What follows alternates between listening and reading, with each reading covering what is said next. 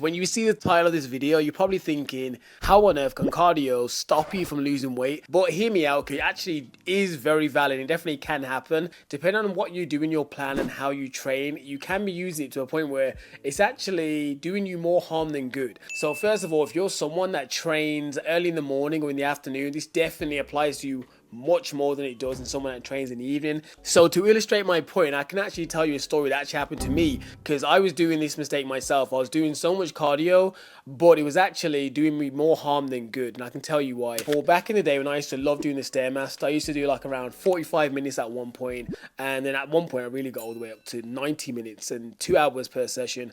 And I used to do it around 11:30 a.m. in the morning on like a Saturday and Sunday. But the one thing I found is that as soon as I finished that cardio, obviously I'll be drenched in sweat, I'll be doing so much. I found that as soon as I left the gym and went home, I would go home and basically fall asleep for hours because I was just so tired and exhausted that I just conked out. I'd literally get home from the gym, I'd maybe, if I had time, make a small meal, and then I'd be out like a light. You would not see me for hours. But in my head at the time, I was like, oh, well, it doesn't really matter because I'm killing it. I've got my workout done. I've done my cardio, done a lot of cardio. And I'm basically still on my way to, like, making my gains, losing the body fat.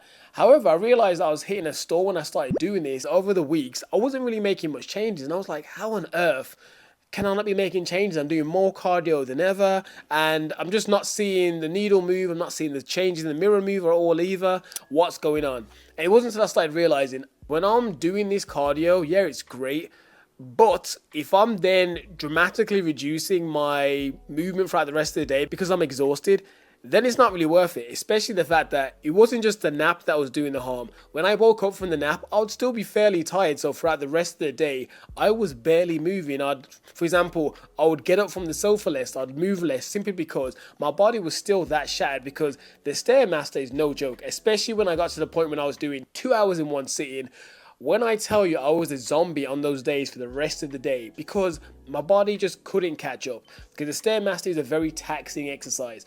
So it's one of those things you have to realize that sometimes, not saying that cardio doesn't burn calories, because of course it does, but if it's detrimentally hurting the rest of your day, it's not doing you good. It'd be different if you're doing like a Lance Armstrong level, like 6 hours of riding. If you're the marathon runners or bike riders and you're doing like hours upon hours of cardio, then it's a lot. But if you're just doing like 60 minutes on the treadmill or something, and then for the rest of the day, you're basically doing nothing, it almost balances out to almost even, depending on how much you eat and how little you're moving the rest of the day.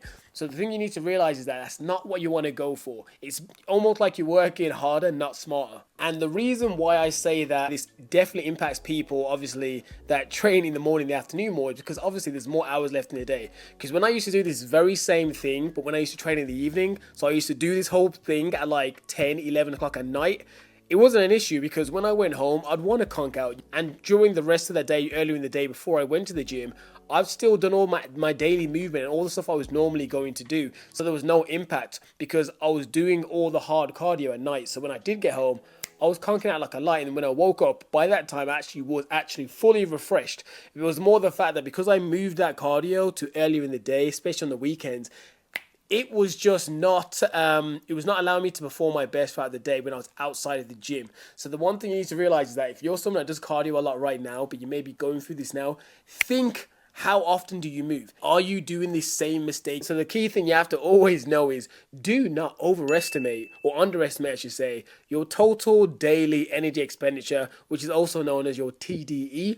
Because it really does matter. A lot of people think that the cardio of the gym is all that matters. It really doesn't. It takes up a small amount of your actual expenditure in a day.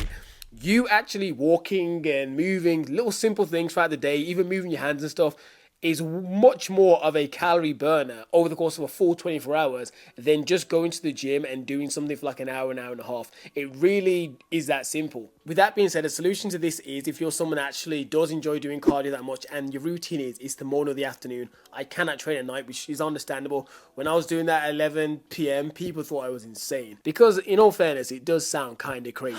But anyways, I can understand that seems mad. But the only other solution is when I was doing it during the day, the one thing I had to do is I had to purposely try and keep myself awake. So that was my solution, because on the Saturday and Sunday, I was obviously dating and stuff like that. Me doing it in the evening, it was becoming a bit of a hassle, because I'm literally, you know, in prime time, dating time, I'm doing cardio. I didn't want to do that anymore. So which is why I moved it to the morning. But in doing that, I realized that I'm just very zombified throughout the rest of the day. So what I started doing is, which is, there's many solutions to this. There's one thing, which is obviously your body will eventually potentially acclimate to it. Mine didn't. Or actively do not go home, like go other places. Because I found that on days when I did this, but I stayed outside of my home, I was less likely to feel as lethargic and tired, because once I was outside getting fresh air and running errands, like doing my nan's food shopping and, you know, just doing things outdoors, my body was more willing to stay awake. Maybe not as much as I would on a rest day, but I could definitely still move and get my daily steps up and be active. Whereas when I did that, then came home, ate and sat down, even for 10 minutes, I'll be out like a light. So I definitely recommend that. Or obviously you can go the caffeinated route, which is basically after you do it, just, you know, make sure you have coffee and caffeine in your system to make sure for the rest of the day you're not just being a zombie all day. Those are really the only solutions I could think of. So are you actually working harder, or are you actually working smarter? Sometimes you can be doing both, but you definitely don't want to work harder and dumber.